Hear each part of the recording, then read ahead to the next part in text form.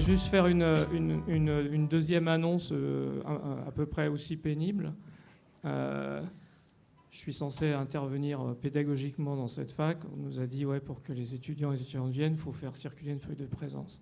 Bon, on ne va pas faire circuler une feuille de présence, donc je vais vous demander de sortir.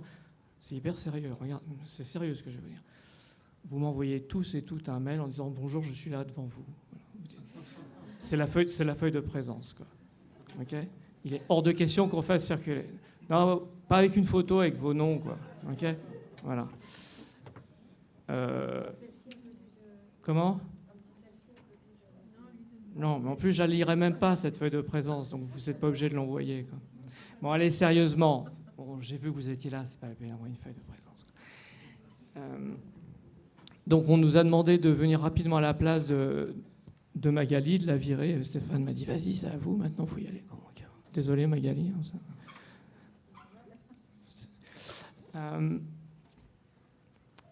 Comment on fait ? On va discuter cuisine un peu ? Allez. On discute cuisine. Maïté. Voilà. Son acolyte. Comment tu fabriques tes livres, etc.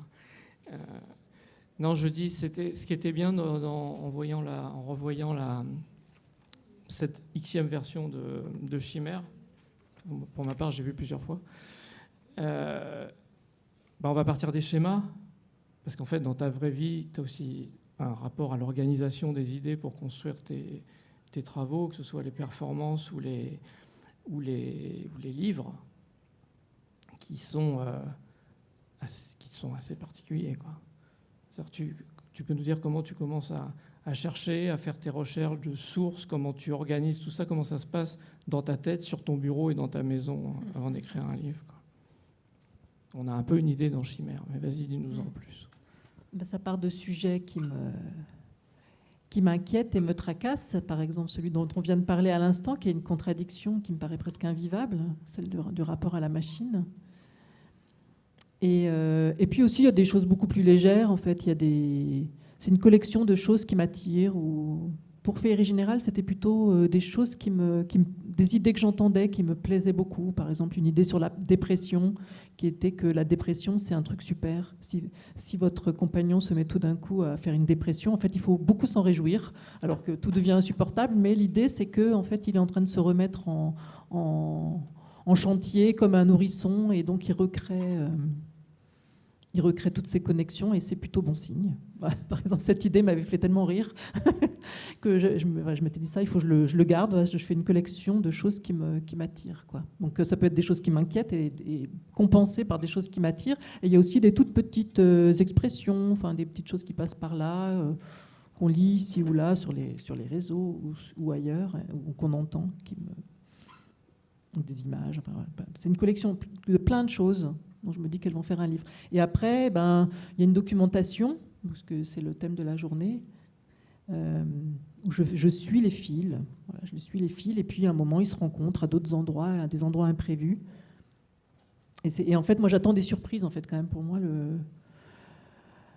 j'attends que le réel me donne des surprises. Et dans le réel même, j'en trouve pas tant que ça, des surprises. Et donc, dans ce travail de documentation, en fait, c'est là que je les trouve. Parce qu'il faut quand même savoir qu'Emmanuel a un gros problème avec le réel. Enfin, c'est quand même la base de son travail. On a passé ça un peu sous silence, c'est ce qui m'inquiète dans la vie, quoi.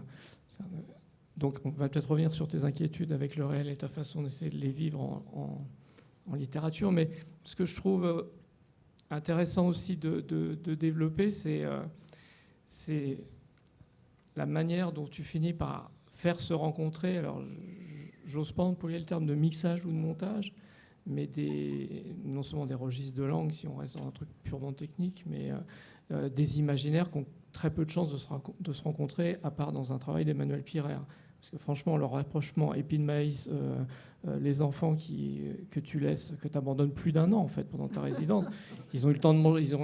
Pendant un an, ils ont eu quoi, du jambon, quoi. Enfin, et au bout d'un an, tu leur ramènes un peu de pain, ce qui est cool. Voilà, pour aller avec. Et est-ce que tu peux nous raconter 2-3 choses sur la manière, justement, quand tu travailles, tu finis par aboutir à de tels rapprochements assez improbables, quoi.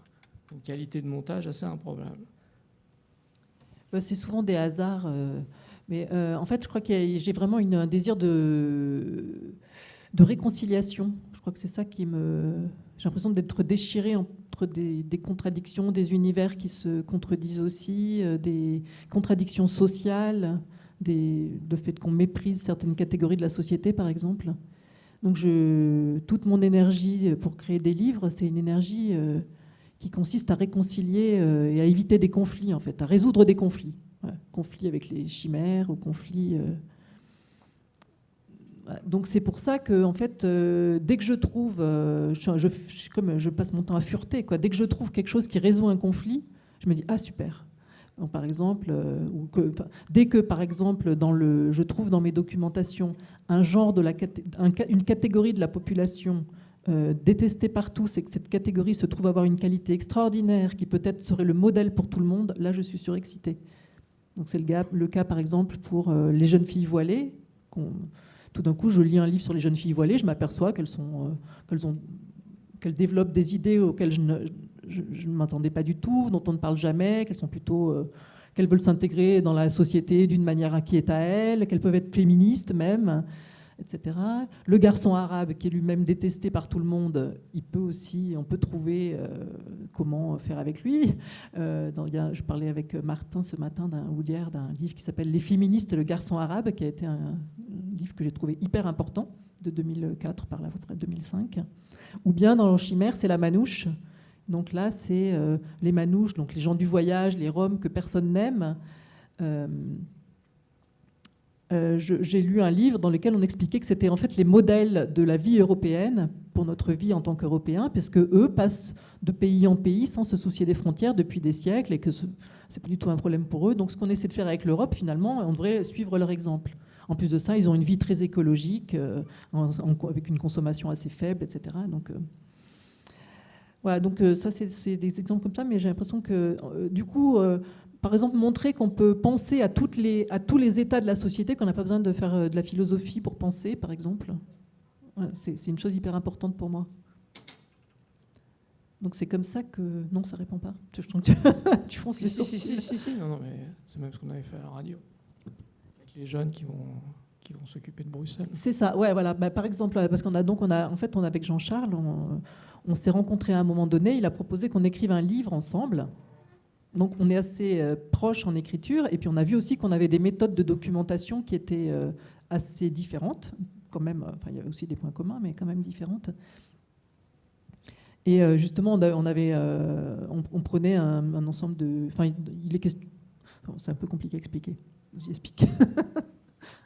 C'est compliqué parce que en fait, c'est des choses qui se font en deux temps. Le premier temps, quand Emmanuel dit qu'on a essayé d'écrire un livre ensemble, il s'agit d'un livre une œuvre littéraire, quoi. Il ne s'agissait pas d'écrire un essai, donc c'était compliqué d'essayer de rapprocher. Bon, déjà géographiquement, parce qu'à ce moment-là, moi je vivais à Berlin, toi tu vivais à Lyon, bon, c'était un peu rock'n'roll, quoi. Et c'était pas très écologique, je venais avec EasyJet. Bon. Mais ce qui était intéressant, parce qu'on a échoué on a fait un truc, mais on a essayé d'écrire un livre à quatre mains. Donc on n'est pas allé au bout du livre d'une certaine manière.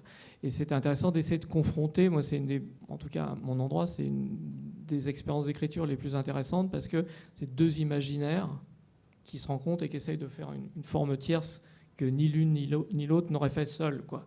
Alors qu'effectivement, il y a plein de connexions à faire dans nos travaux, mais il y a plein de différences aussi. Et ça aurait peut-être produit un homme-chien, en fait, je sais pas, un livre-chien. On essayait de faire un livre-chien, en fait.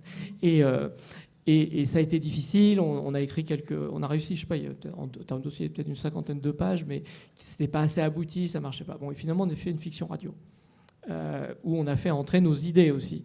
Et nos techniques de recherche. Donc en gros, moi j'étais le mec qui était tout le temps sur l'ordi, qui cherchait sur Google. Et Emmanuelle, elle était partie à la bibliothèque.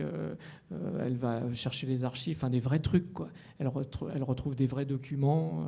Moi, je mixe que de l'ultra contemporain. Emmanuelle, elle va reprendre des textes de gens qui s'extasient sur la jeunesse de la nouvelle Assemblée constituante révolutionnaire. Donc il y avait aussi un texte de Condorcet qui admire la jeunesse, la fougue de la jeunesse qui va changer le cours de l'histoire. Et chez Emmanuel Pirer, ça se transforme en en jeunes qui sont méprisés, justement, qu'on appelle les jeunes de banlieue, et qui vont faire la révolution qui va nous aider à aller un peu mieux à Bruxelles. Donc tout à coup, il y a une prise des bâtiments de Bruxelles et ils viennent libérer les Français en Thalys, quoi.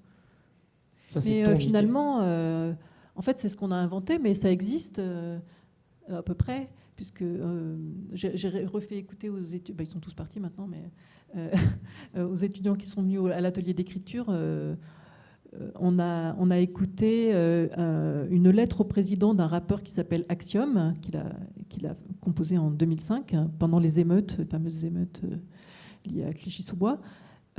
Et donc il était en train d'enregistrer un album, et donc il a fait cette chanson sur le moment, et donc il écrit au président Chirac, et en fait il renverse les valeurs exactement comme on l'a fait aussi, mais lui il l'a fait depuis le terrain de là où il était, en banlieue de Lille, et il explique que c'est lui qui représente vraiment, donc il est d'origine marocaine, il explique que ses parents ont fait la guerre pour soutenir la France pendant la Deuxième Guerre mondiale, etc.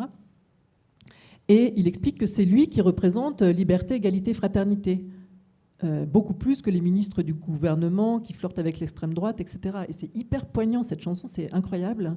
Et donc il y a aussi des traces qui existent dans le réel, mais souvent on ne les montre pas, en fait. Et donc c'est aussi ce qu'on avait cherché à faire dans cette fiction. Mais je n'allais pas qu'à la bibliothèque. Moi, je fais quand même la plupart de mes recherches sur Internet, hein, quand même. Même si je charrie, parce que moi je ne vais jamais en bibliothèque, c'est pour ça. Mais ce qui était alors drôle, c'est que Jean-Charles, au contraire, avait aussi une... Moi, je furette, enfin, je butine de la documentation, tandis que Jean-Charles, par exemple, à un moment, on avait un passage sur l'habit de gendarme. Je ne sais plus pourquoi on voulait parler des habits des policiers ou des gendarmes. Et Jean-Charles, il peut regarder des tenues de gendarmes et de policiers pendant des heures. C'est-à-dire qu'une fois que le thème est décidé, tu creuses très très loin, quoi. Moi, je pense que je suis plus à lier des choses très diverses, et toi, tu vas être très pointu dans la documentation. Une fois que le sujet est décidé, tu peux aller lire tous les documents qui concernent le sujet. Oui, je ne suis pas fan de gendarmes et d'uniformes, hein. Je tiens quand même à rassurer la population ici présente. Je ni un fétichiste d'uniforme. Voilà. Et c'était ton idée, les flics, donc ça va. Mais justement, la recherche, parce que si on raccorde les choses avec la journée d'aujourd'hui, parlons-en justement, non pas de la recherche des costumes de flics, mais jusqu'où on peut aller dans le degré de vérité, mais le degré d'utilisation de documents, ça nous ramène ce que tu as dit ce matin aussi, dans une œuvre fictionnelle. Enfin, jusqu'où on peut aller, non pas de tolérable, mais jusqu'où il est important d'aller, où il faut s'arrêter, à quel point c'est important de travailler avec des vrais documents. Est-ce qu'on peut les falsifier, les détourner, etc. C'est une autre question, mais dans ce rapport aux matériaux que tu vas chercher, par exemple quand tu es allé à jouer en Josas, quoi, jusqu'où tu as prélevé du réel qui t'intéressait, et puis à partir de quand tu as commencé à déraper. C'est ça la question, en fait. J'ai l'impression que les documents que j'utilise, c'est pas tellement le réel. Oui, en effet, j'ai rencontré ce biologiste là, avec lequel j'ai discuté, mais ce qui m'intéresse plus, en fait, c'est le langage. C'est vrai que ça me fait penser à ça, ce que tu dis. C'est-à-dire que les documents, je les utilise pour utiliser leur langue, surtout en fait la langue dans laquelle ils s'expriment, ces documents. C'est ça que je viens mettre assez précisément dans mes livres pour le mixer avec autre chose. Ouais, c'est plutôt la langue, des langues diverses que je tisse ensemble, en fait. Et pour moi, c'est hyper important de passer par des vrais documents, et pas parce que je crois que la réalité est, mais vraiment parce qu'elle est, au moins dans ce qu'elle est dite dans ces documents. Donc pour moi, c'est important que le document soit vrai, et pas qu'on donne des faux noms, pas qu'on recrée une espèce de réalité fausse, mais plutôt qu'on prenne des choses vraies et qu'on les recolle même à petite échelle, enfin des grosses, des petites, on en recolle plein ensemble, pour que ça fasse le fil narratif. Mais comme le but, c'est de transformer la réalité, en fait, pour moi, ça, c'est une distinction qui me paraît vraiment importante, en fait. C'est entre des livres de littérature qui disent la vie telle qu'elle est et des livres de littérature qui disent la vie telle qu'on pourrait la transformer. pour moi, il y a vraiment une rupture entre plusieurs sortes de littérature. Une littérature documentaire qui raconte de manière assez précise le réel, qui peut être personnel ou autre, peu importe, une documentation. Mais cette documentation, elle peut servir à créer une autre version du monde. Et c'est souvent un peu plus compliqué, moins facile d'accès parfois aussi, mais pour moi, c'est vraiment hyper important en fait, d'avoir ça. Je pense que dans tes livres, il y a aussi cette transformation. Une question ? Ouais. Une affirmation Non, c'est vrai qu'en t'écoutant, je peux signer une partie et pas l'autre. La partie que je vais signer, c'est effectivement, et il est toujours important de travailler avec les vrais matériaux, le vrai langage, etc. Parce que c'est même pas ce qui apporte un crédit au bouquin ou à l'œuvre, peu importe. C'est qu'à un moment donné, enfin, je vais prendre le contre-exemple. J'ai souvent utilisé de registres de langage juridique, politique, enfin, à l'époque où j'écrivais des livres et de la fiction, etc. Et il y avait un commentaire journalistique qui m'agaçait profondément, puis j'étais plus jeune, donc je réagissais peut-être de manière moins cool que maintenant. On disait, oui, Macera, il travaille sur un brouillage des langages. Et j'ai entendu ça, je ne sais pas combien de fois, brouillage du langage administratif, brouillage du langage juridique. Et ça m'énervait parce que, en fait, quand même jusqu'à plus récemment, quand je sors We Are l'Europe à la fin des années 2010 et où il est beaucoup question de la crise financière de l'époque, pendant un tiers du livre, je me documente vraiment sur les processus qui mènent à la crise. Et il y a même des profs d'éco qui étaient venus avec leurs élèves voir la pièce à un moment donné. Mais c'est marrant parce que c'est vraiment comme ça que ça s'est passé. J'étais encore heureux, j'ai passé des heures et des journées à me documenter là-dessus, non pas pour pas passer pour une bille en sciences éco, c'est pas ça le truc, mais je dis, pour que l'objet, la visée du travail fonctionne, il faut aussi que les outils qu'on utilise nous permettent d'entrer dans cet imaginaire qu'on attaque ou qu'on critique ou sur lesquels on veut poser un regard. Si on arrive avec une langue complètement abstraite et un regard un peu de Mickey qui n'a pas la maîtrise des matériaux, non seulement on passe pour, comme tu dis, on peut raconter n'importe quoi, il faut se documenter, il faut des preuves, mais j'ai envie de dire, l'opération ne marche pas. Donc moi aussi, pour moi, c'est important de travailler avec ces matériaux-là. Et surtout, ce qui m'agaçait, mais il y a vraiment des personnes, et il faut pas, c'est du mépris de dire, c'est du brouillage. Non, il y a vraiment des personnes qui pensent comme ça, parce que si vous vous mettez dans un hub d'aéroport, alors peut-être que ces gens-là ne les fréquentaient pas assez, ou le matin à l'époque où j'arrivais à me faire inviter en première classe dans les TGV avec les hommes d'affaires parce qu'il n'y avait pas les prises dans la seconde. Donc c'était aussi mon argument quand j'étais souvent invité pour travailler. Mais surtout, je venais prendre énormément d'informations. C'est que le langage que j'utilisais, il y a vraiment des gens qui pensent comme ça, qui sentent comme ça. Et quand ils disent cette chose-là, ça dit vraiment la même vérité de vie que d'autres personnes qui racontent autre chose. Ce que ces gens-là racontent au travail, ces gens-là, c'est pas plus brouillé que nos conversations d'un télo, de tout ce qu'on veut à côté. C'est un autre monde, une autre pratique, un autre rapport au réel. Et ce langage utilisé produit une autre construction, un autre rapport au réel, mais il n'a pas moins ou plus de valeur que le nôtre, quoi. Et c'est ça aussi qui m'agaçait profondément, c'est que et c'est d'autant plus vrai que ce langage méprisé qui était soi-disant brouillé dans mes bouquins, entre autres, c'est celui qui produisait le monde dans lequel on vivait. Donc il y a un moment donné, il faut arrêter. Mais surtout, pour en revenir au deuxième truc, c'est que toi, tu as un rapport plus, pas optimiste, mais ouais, il y a un rapport un peu conte de fées presque dans ton rapport à la féerie générale. C'est qu'à un moment donné, tu vas retourner la sauce pour que ça aille mieux, quoi. Dans tes livres, ça va bien, quoi. Moi, je dramatise la catastrophe en blanc. Quand on ferme le bouquin, on se dit, bon, il faut vraiment prendre de la distance avec ce monde-là, parce que ça ne va pas du tout. Peut-être pour ça qu'on n'a pas fini par écrire ce bouquin, finalement. C'est que moi, j'aurais fait la partie cata, et toi, tu aurais voulu sauver la cata. Non, mais... Alors, avec Chimère, c'est peut-être un petit peu différent. Enfin, oui, je pense avoir essayé de montrer la version améliorée. Non, c'est pas différent, en fait. Oui, tu as raison, j'ai voulu montrer la version améliorée. Ce qui a été terrible, en fait, c'est que j'avais l'impression que j'avais amélioré quelque chose. Je l'avais amélioré dans mon livre, enfin, bon, plus ou moins, puisque l'homme-chien finit... Enfin, non, je ne dois pas raconter la fin. Pardon. Mais en tout cas, bon, j'ai eu l'impression que j'avais réglé quelque chose, en fait, en prenant ce problème qui me tracassait et en m'en occupant en littérature. Mais en fait, donc on fait de plus en plus des hommes-chiens et des chimères en laboratoire. Et au fur et à mesure des étapes sortie du livre, finalement, ça continuait. Et on me disait, au fait, chaque fois que j'allais quelque part avec ce livre, on me disait, mais au fait, tu sais que les Japonais, maintenant, ils font ça. C'est encore plus que tout ce que tu as raconté. Parce que finalement, moi, j'avais poussé plus loin que ce qui existait dans la réalité, puisqu'on pouvait faire à ce moment-là que des hommes-chiens, des embryons, comme je le dis, jusqu'à 14 jours, après on les élimine. Donc c'est même pas encore vrai, c'est des embryons, c'est même pas encore c'est plutôt des amas de cellules, quoi.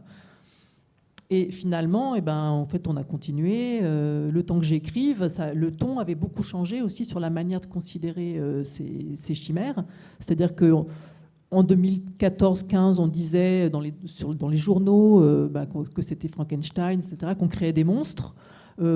3-4 ans plus tard, on disait que c'était pratique pour créer des organes, puisqu'en fait, une des applications de ça, c'est de créer des organes, par exemple, de faire pousser des reins humains dans des porcs. Voilà, une des chimères possibles, c'est ça en fait. On se débrouille pour que des porcs aient beaucoup de reins. Et puis comme ils les produisent vite, on n'a pas besoin d'attendre très longtemps des greffes. Voilà, donc il y a des applications médicales. Mais d'un coup, comme ça, en fait, il y a eu des glissements qui ont fait que tout ça était présenté comme plutôt positif finalement et que le problème ne se posait plus beaucoup. Et donc j'ai beaucoup souffert en fait au fur et à mesure de les présentations du livre que d'année en année, finalement, c'était comme si j'avais rien fait du tout. Jusqu'à ce que pour le dernier texte que j'ai écrit sur le sujet, en fait, dans une invitation dans un festival qui était à Lyon l'année dernière, juste quand on me demande d'écrire un texte, j'apprends qu'à 2-3 km de chez moi, en banlieue de Lyon, à l'INSERM, on a créé 200 embryons hommes-singes. La semaine même où je suis en train d'écrire mon texte. J'appelais ça les monstres du quartier. Donc dans le quartier, finalement, voilà, ça a rattrapé. Donc ça ne change rien du tout, en fait. Moi, ça améliore un peu les choses pour moi, mais on le sait que la littérature ne change rien au monde, mais c'est rude.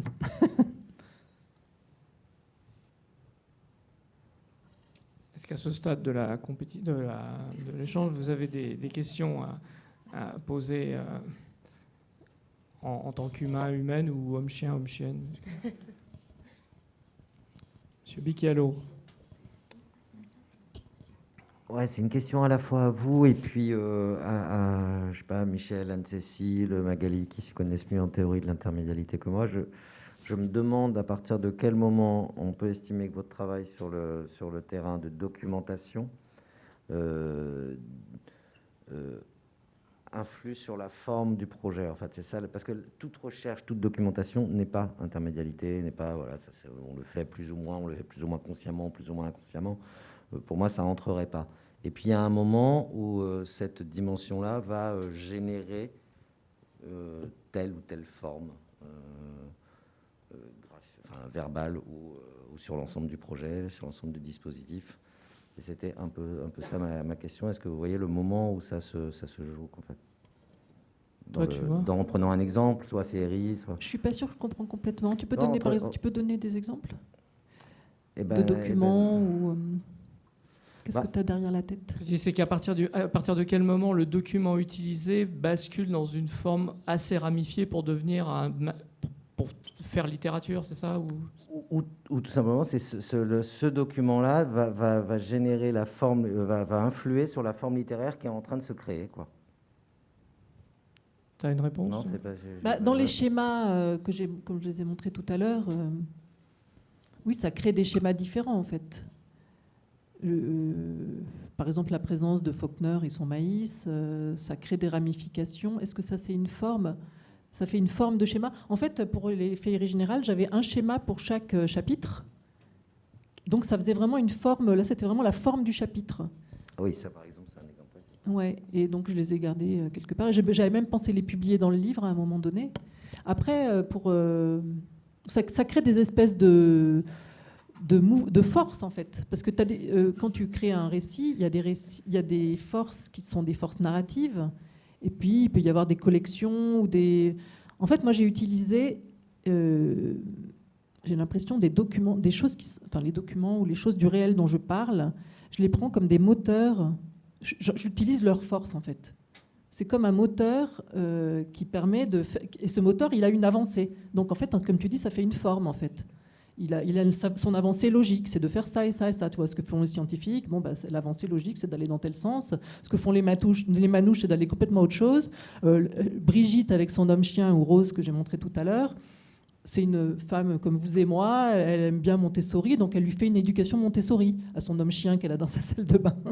Donc chacun a ses espèces de logiques et tu vois, de moteurs de vie ou d'habitude, de manière d'arranger le réel.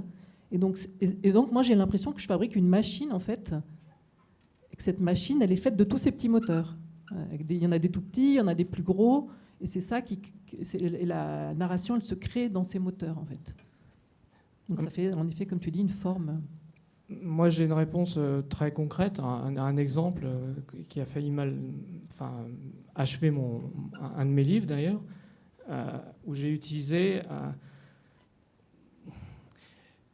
la charte de libération de la Palestine, donc écrite par l'OLP.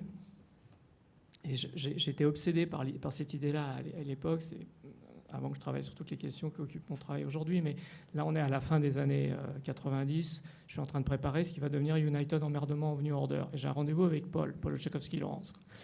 Et il a un premier état du manuscrit où j'ai transposé la résolution de 67 demandant au gouvernement israélien de se retirer des territoires occupés à l'Alsace-Lorraine en 39-40. Donc je remplace Gaza par l'île Roubaix-Tourcoing. La bande de Gaza devient l'île Roubaix-Tourcoing. Bon. Et tout ça fonctionne assez bien. Je suis assez content de mon coup. J'arrive dans le bureau de Paul. Il me dit, Jean-Charles, c'est assez lourd ce truc. Ok. Bon, il me le dit en termes autrement choisis parce que c'est un grand éditeur français. Mais en gros, il me dit que je suis un peu lourdingue avec mon rapprochement à la con. Et il me dit quelque chose qui va être très important pour la suite de mon travail. Il me dit, mais je sais que vous êtes un peu théorique, donc il va falloir que je vous le prouve. Et il me dit, en fait, dans tout votre travail de collusion, d'imaginaire que vous êtes en train de faire, parce que tout le livre repose sur ce système-là, il dit, vous prenez des documents donc réels, des articles de loi, la charte de la libération de la Palestine, la résolution de 67 de l'ONU, vous prenez des constats d'ONG qui ont constaté des maisons détruites par Tsahal, etc. Et vous reprenez la logique d'occupation de la France occupée en 1944. Donc c'est tout ça avec que des documents que je faisais se rencontrer, quoi. Il me dit, Jean-Charles, il y a un moment donné, on entend plus la charte de libération de la Palestine ou la résolution de l'ONU que votre travail de montage et de mixage. Et à un autre moment, on entend plus votre travail de montage et de mixage que le sujet, l'objet que vous visez. Et dans les deux cas, ça plante. Il y en a un qui est trop lourd et l'autre, vous faites de la frise décorative avec du réel. Bon, ça me fait rire comme commentaire parce que c'est... Non, je dis ça fait rire parce qu'en ce moment-là, quelques années après, il allait publier Édouard Levé. J'ai toujours eu un problème avec Édouard Levé, la manière de transformer le monde de manière cynique en frise décorative. Bon, on en a reparlé plus tard après, mais j'entends la critique et j'ai trouvé cette critique très juste. Et cette critique, d'ailleurs, c'est pas un hasard si je la ressors maintenant. J'en ai parlé plein de fois. Elle a été fondamentale dans l'évolution de mon travail. Je ne veux pas dire qu'après j'ai fait des choses super, mais en tout cas, il n'y aurait pas eu cette intervention. Je pense déjà que United Emmerdement of New Order n'aurait pas du tout eu la même tête. Mais c'est important parce que en même temps, le travail d'écriture, il se joue juste, en tout cas pour moi, à cet endroit de frottement. Et si le frottement ne marche pas, si on entend trop la machine ou si on entend trop l'objet, dans les deux cas, il n'y a pas de littérature. Il n'y a pas... Mais pour répondre précisément à ta question, s'il n'y avait pas eu cette rencontre de deux documents qui préexistent, il n'y a pas l'écriture du livre. Voilà. Et ça a influencé tout le fonctionnement de frottement de machine à collusion de United Emmerdement of New Order. Il vient de cet exemple, de ce travail-là. Toute la machine tourne autour de ce début-là. Donc c'est vraiment un document qui a fini par donner la forme du livre, quoi. Voilà. Moi j'ai un exemple. Il y en a plein d'autres, mais un exemple. Mais Anne-Cécile, bonjour, on ne s'est pas dit bonjour. Salut Jean-Charles. Ouais, salut. Merci déjà de partager avec nous vos expériences d'écriture. Nous disions à l'instant avec Michel Briand, et puis c'était suite à l'exemple que prenait Emmanuel Pirer. La première réponse à la question de Stéphane qui vous venait, c'était l'épi de maïs de Faulkner, donc une source littéraire, donc du texte. Et Jean-Charles, pareil, c'est à nouveau pour vous deux le texte. Alors, remédiatiser, peut-être illustrer, moi c'est surtout cette question-là qui m'intéresse. Se remédiatiser avec les différentes machines, médiatisées par aussi le corps en tant que technologie, comme Magali en a parlé tout à l'heure. Mais ma question, c'est à quel moment intervient l'image qui, pour le coup, échappe au texte et d'un autre ordre. À quel moment ça intervient dans vos processus d'écriture respectifs ou communs, je ne sais pas. Vous parlez de l'image de vidéo, par exemple ? Oui. Alors oui, même si ça me paraît plus compliqué, ma question, lorsqu'il s'agit d'images fixes. Donc peut-être commencer par Jean-Charles. Il s'agit de machines ? D'images fixes. D'images fixes. Ouais, très vite, parce que je trouve qu'il y a une chose intéressante dans la production d'images chez Emmanuel aussi. Enfin, l'image chien, je veux dire, il n'y a pas l'image, l'homme chien, il n'y a pas l'image, c'est évident. Bon, alors, d'accord, il y a le texte chimère, mais c'est évident que l'image de l'homme chien, quand on le voit grandir, se modifier, enfin, ça c'est ton boulot, tu vas en parler, mais non, pour moi c'est simple, moi j'ai résolu la question d'une autre manière. C'est-à-dire qu'à un moment donné, je me souviens très bien, il y avait, je ramais sur un livre, je ne sais même plus lequel, puisqu'il n'est jamais sorti, et c'est un livre qui gagne à rester dans la poubelle à droite de mon ordinateur à l'époque où je travaillais sur Mac. Il y avait eu un des axes de travail qui était, grosso modo, je l'ai vaguement évoqué ce matin, l'occupation des corps, notamment masculins dans l'entreprise, ou la manière dont ils se positionnaient dans les espaces de pouvoir, dans des tours de verre, par rapport à des corps féminins ou des corps stagiaires, pour aller vite, quoi. Et de la manière dont, finalement, le pouvoir est incarné par le corps, il s'exprime, et surtout ce qu'il génère comme type de rapport aux autres. J'avais deux solutions. Soit j'essayais d'écrire là-dessus. Et j'ai très vite vu que j'allais en mettre des tartines, que moi qui aime bien travailler à même de vrais documents et de ne pas fictionner, de ne pas raconter d'histoire, etc., parce que je ne fais jamais de fiction pour ceux et celles qui connaissent mon travail, j'écris à même des matériaux pour aller vite, quoi. Et je me suis dit, si tu veux travailler cette question-là, il faut directement que tu travailles l'image. Et c'est à partir de ce moment-là où j'ai commencé à travailler une série de photos documentées sur des comportements dans des espaces de tours de verre où j'ai fait des interviews, je suis allé rencontrer des gens, voir comment ils se comportaient, comment ils se tenaient, qui avait les ordinateurs, qui avait les Moleskine, etc. Donc j'ai fait toute une pièce qui a donné lieu à une installation vidéo, mais que j'ai fait jouer après des comédiens et des comédiennes. Mais le rapport au corps qui m'avait obsédé dans un livre, j'ai décidé d'essayer de le travailler directement avec la représentation du corps, y compris le corps corporate, à l'image. Donc, en reprenant des codifications d'images qu'on avait dans des magazines montrant des hommes d'affaires au boulot, ou parce que je voyais à l'époque où je voyageais beaucoup le matin, comme j'habitais dans des villes un peu éloignées, à Nantes et à Marseille, quand j'étais invité à l'autre bout de l'Europe, le matin, je me tapais les hubs d'aéroport avec les hommes d'affaires. Donc, je les ai beaucoup regardés. Et ça, j'ai dit, il faut travailler à même l'image. Donc, quand je dis, moi, de mon côté, j'ai résolu la question, c'est que textuellement, ça ne fonctionnait pas. C'est comme ça que j'ai commencé à travailler l'image. Après, j'ai travaillé avec du son, etc. Mais à un moment donné, je n'ai pas décidé de devenir artiste dans le champ des arts visuels. C'est ce que je disais ce matin dans l'introduction. Pour moi, il n'y a pas ce qu'on peut faire avec le livre, ce qu'on peut faire avec la photo, et trucs comme ça. Il y a une visée, il y a un truc. Et quel est le meilleur outil, quel est le meilleur format dans ce que je peux maîtriser.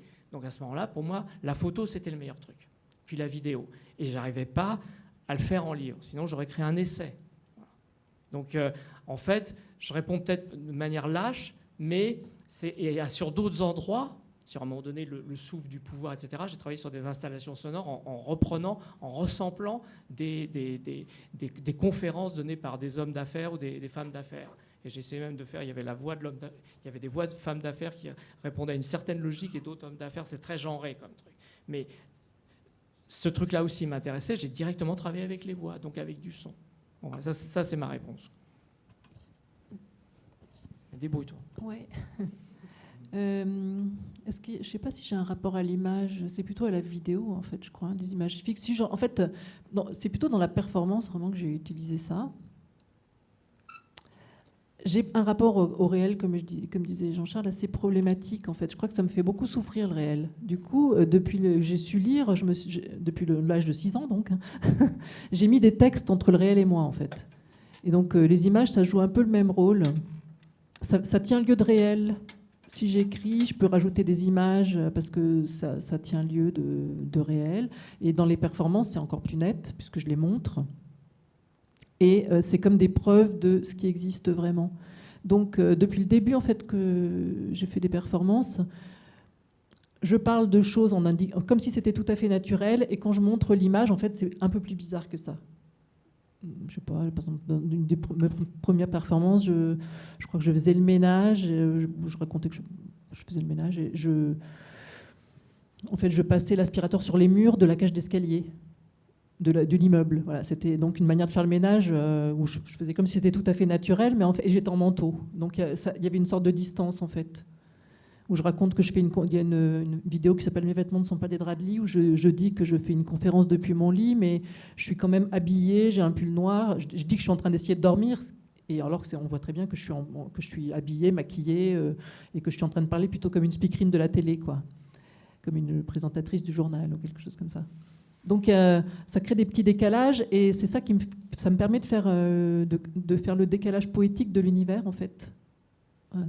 Et dans les vidéos comme celle de l'homme-chien, par exemple, c'est comme la preuve que ça existe. Donc pour moi, en fait, c'est quand même vraiment différent du livre, puisqu'en montrant, je dis, vous voyez, regardez, il est là, quoi, avec sa maîtresse, à 50 ans en Yvelines.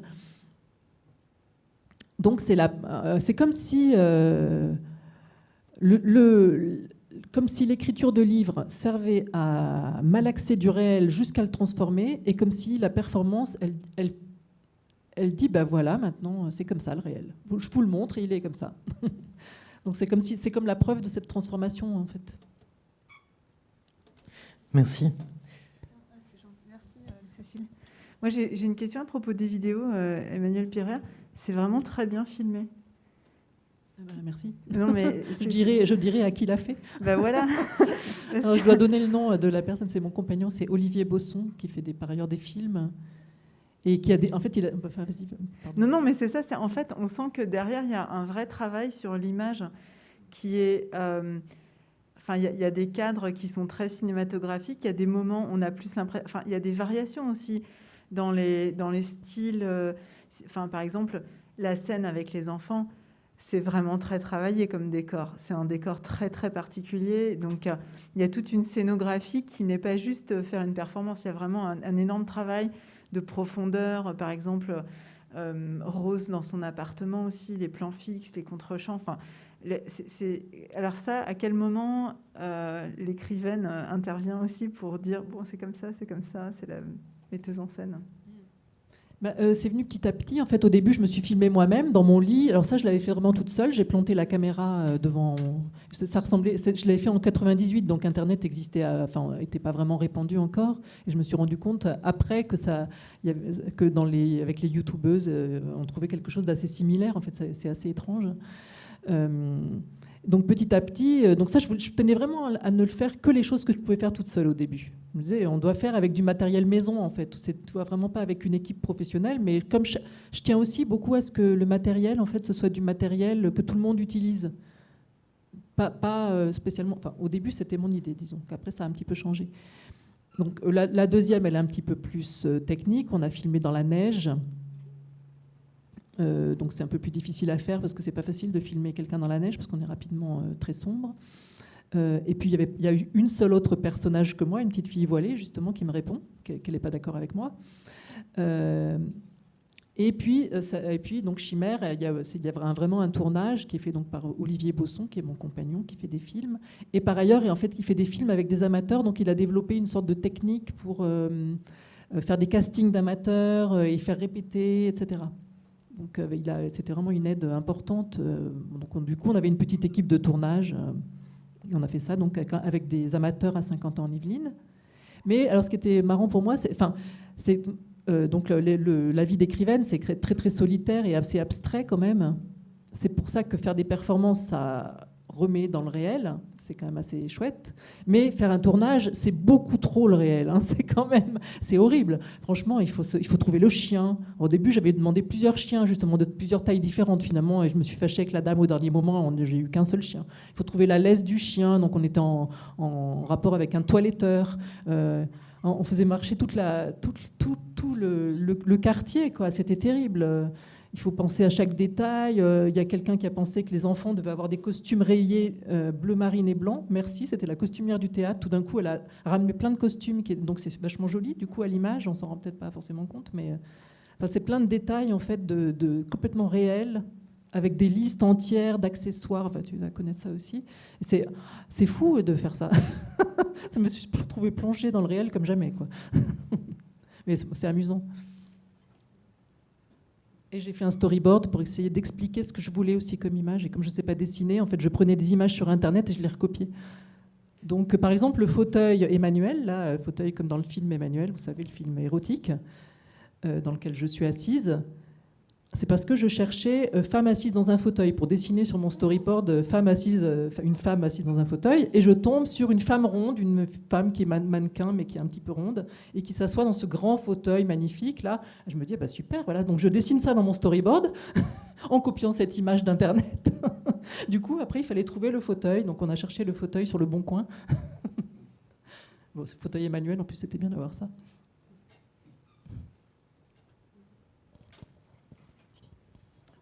Oui, une petite question sur est-ce que la recherche documentaire est la même pour la création et pour la recherche? Tu parles de thèse, hein, là. Oui, enfin, la recherche scientifique et la recherche créative, enfin, dans une visée de création. Non, c'est pas du tout la même, je pense.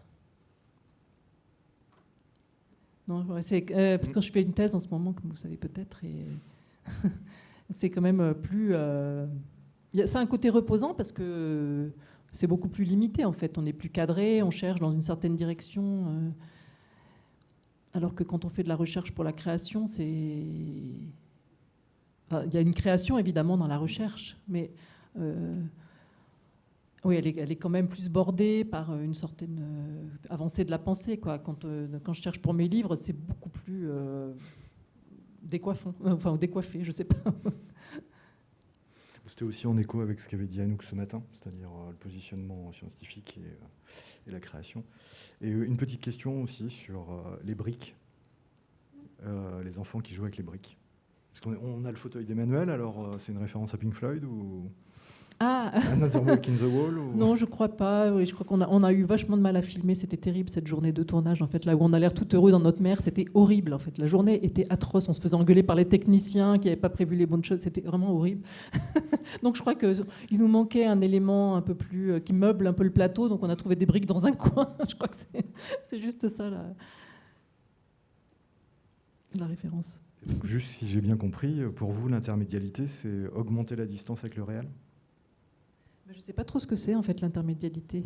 Jean-Charles, j'ai pas assisté ce matin à la super. Bon, je vais le dire très simplement. Je vais traduire pour en art contemporain, littérature contemporaine. Oui, alors la vidéo avec la performance. Vous êtes entre les deux, faut pas écouter. J'ai à peu près expliqué. D'accord, merci. Elle va répondre. J'ai compris la base. Je vais le faire très simplement. La superposition d'utilisation de médiums différents, de passer de l'écrit, du papier. Enfin, ça rejoint aussi ce qui a été dit avant, du crayon à l'écriture, et donc on superpose les états. L'utilisation des médiums, et est-ce que c'est à chaque fois une mise à distance pour vous de la réalité qui vous fait a priori, qui vous embête? C'est ça, c'est une mise à distance, et c'est aussi une réappropriation en fait. Voilà. C'est pas seulement mettre à distance une logique de fonctionnement de la réalité qui me déplaît en fait, parce que je trouve que ça tourne en rond et que on donne toujours les mêmes arguments les plus absurdes et on est censé les croire, etc. Et donc passer par l'écriture. En fait, l'écriture, c'est hyper léger, on peut tout inventer, c'est d'une facilité, on peut inventer, on peut mettre tout avec tout. Je ne dis pas qu'il faut aller aussi loin que ça, mais disons que c'est très, très fluide, on peut inventer plein de choses. Et le fait de revenir vers la performance ou même vers le tournage, etc., c'est se réapproprier la réalité dans un autre ordre, en fait, et revenir quand même à du réel. C'est ça qui est assez excitant. Mais si je peux me permettre un petit commentaire sur le travail de d'Emmanuel en général dans ce rapport à la réalité, c'est que ce que j'aime beaucoup, c'est qu'elle travaille, enfin tu me dis si je me trompe, hein, parce que des fois aussi j'ai l'impression un peu de parler de ce qui m'intéresse moi, mais ce que je fais moi, mais c'est que quand on travaille ces langages spécifiques, ces registres de langue, ces imaginaires dans lesquels on plonge et où on fait parler des scientifiques, on fait parler des textes de loi, etc. Et on entre clairement dans un système de production de sens et des systèmes de pensée qui nous déplaisent, enfin qui déplaisent. Et ce que je trouve très beau dans le travail d'Emmanuel, attention, je vais faire un hommage, roulement de tambour, c'est cette manière de reprendre les mêmes éléments et de faire en sorte que ces systèmes de pensée produisent d'autres formes d'être au monde. Et ce que je trouve assez beau dans ces livres, c'est qu'à un moment donné, on reconnaît voilà, c'est ce qui produit des OGM, c'est ce qui a produit la loi, enfin, le Parlement produit tel truc, l'Europe vise à telle visée, mais on traite les Roms de telle manière. Et tout d'un coup, avec les mêmes éléments, le même langage, il y a Pirer qui fait que ça va dans un meilleur sens. Je trouve ça assez beau, quoi. C'est de la vraie poésie plus que la poésie des petits oiseaux et des choses comme ça. Et j'ai toujours pensé que c'était des meilleures autrices, auteurs contemporaines. Voilà. Et non, je dis ça parce que souvent, les étudiants, là, ils ne sont pas encore au courant. Les étudiantes, ils n'ont pas eu, mais j'ai souvent donné Emmanuel Pirer en travail depuis que j'interviens à la fac 5 dernières années. Et c'est pas parce qu'on est potes, on se voit pas souvent, mais il y a des vraies raisons. Et je trouve que dans le genre, une vraie contemporanéité de matériaux, une vraie contemporanéité de traitement avec une légèreté qui n'existe qu'en art et en littérature, c'est aussi ça la différence. Avec Pirer, on a du lourd, quoi. Voilà. Merci Jean-Charles, mais je dois aussi dire que... Bon, je l'ai dit aux étudiants. La manière dont Jean-Charles a mixé... en fait, c'est les 40 ans de POL, hein, c'est ça. Donc, hier, dans les ateliers ou avant-hier, on a parlé de plusieurs auteurs de POL. J'étais hyper marquée, en fait, dans mes débuts en écriture, qui est une sensibilité à la langue importante, plus qu'au réel, justement, à ce qu'a fait POL en faisant venir dans sa maison d'édition des auteurs avec des manières de traitement de la langue hyper singuliers et très forts et très différents les uns des autres, ce qui est vraiment très rare en fait, d'avoir des gens... Aldante était hyper intéressant aussi, mais il y avait un peu plus d'unité. Mais POL, il a réussi à recruter des auteurs complètement variés et avec une écriture et un rapport à la langue très singulier. Et donc, Jean-Charles en faisait partie. Il y a eu, je leur ai parlé aussi de Nathalie Quintane, de Olivier Cadiot, de Dominique Fourcade, de Novarina, de Manuel Joseph. Il me semble que j'oublie encore quelqu'un d'important. Caroline Dubois. Mais il me semble qu'il manque encore bref. En tout cas, c'était complètement marquant pour moi, cette manière d'aborder le travail de la langue. Et quand j'ai découvert les livres de Jean-Charles bien avant qu'on se connaisse, j'ai été vraiment... c'était complètement perturbant comme écriture. Je me rappelle qu'avec mon compagnon, on se les lisait le soir. Et c'est très drôle. Et on avait l'impression de découvrir quelque chose quand même de très nouveau, quoi. Vraiment, de traiter... tu parles de la région Poitou-Charentes, d'ailleurs, je crois, dans un texte... Mais ça, quand je viens ici, j'ose pas en parler. Tu n'en parles pas. Je crois que ça va me retomber dessus un jour. Il y a sur aussi, les Suisses, comme c'est la Suisse. Voilà, justement le texte sur la Suisse, enfin, je ne sais pas si vous allez parfois en Suisse, mais comme j'habite Lyon, j'y vais quand même assez régulièrement. Et quand on est invité, par exemple, dans des festivals en Suisse, tout est super bien, on a l'impression d'avoir un public extrêmement bien formé, qui comprend tout, enfin, tout est très pointu, et on est très très bien reçu, etc. Et moi, j'ai toujours l'impression, je me dis, mais en fait, je suis comme... Je me sens comme une Africaine qui vient en France, en fait. J'ai l'impression d'être beaucoup plus pauvre que les autres, qu'on s'occupe bien de moi pour être gentil. Ça me crée un rapport d'infériorité, et je pense que c'est la même chose qu'on fait vivre aux étrangers du Sud qui viennent chez nous. Et c'est ce que tu as retranscrit en faisant des déplacements, comme tu as expliqué tout à l'heure, avec les textes dont tu parlais, que POL avait critiqués. C'est exactement de ça dont tu parles, avec des immigrés français qui se font recueillir par des Suisses qui apportent un petit pain au chocolat pour les enfants, voilà, qui les aident en même temps en ayant un regard très condescendant sur les Français. Et ça m'avait fait un choc, ce texte-là. C'était parti d'un fait réel, puisqu'il y avait la fermeture du tunnel du Mont Blanc. Tout d'un coup, il y a eu un accident et il y a beaucoup de Français qui se sont retrouvés coincés en Suisse, à Martigny. Et avec le taux de change, on n'arrivait plus à se payer une omelette, quoi. Donc c'est pas été d'un mes trucs. On va s'éclipser. On va laisser la parole à Martin Rass, qui voulait absolument terminer cette journée consacrée à Emmanuel Pirer, parce qu'en plus, il a préparé une vanne depuis une semaine pour clore le truc. Donc, parce que moi, je voulais qu'il passe avant nous, et il dit non, moi, je connais la vanne, mais bon, voilà. Merci de votre attention pour nous, et puis on enchaîne tout de suite avec Martin. On enchaîne tout de suite. Est-ce qu'il y a des...